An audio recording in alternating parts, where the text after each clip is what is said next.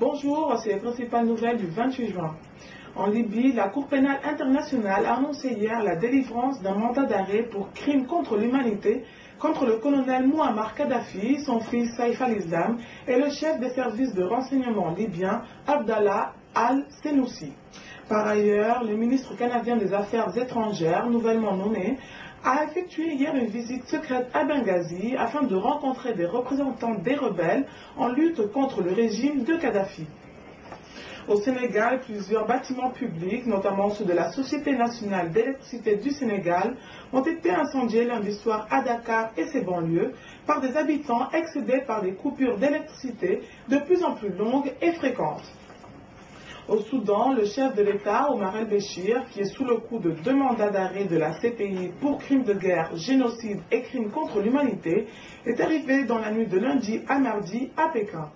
De plus, les États-Unis se sont félicités hier de l'adoption rapide par le Conseil de sécurité des Nations Unies d'une résolution autorisant le déploiement de 4200 hommes chargés du maintien de la paix dans la région soudanaise d'Abyei, tout en se déclarant profondément inquiets concernant la crise qui perdure au sud Kordofan.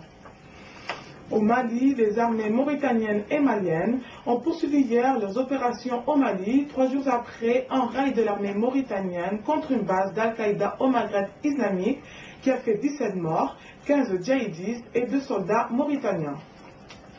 En Côte d'Ivoire, le ministre français de la Défense, Gérard Longuet, a déclaré hier à Abidjan que la France a proposé à la Côte d'Ivoire de rénover les accords de défense liant les 2 pays.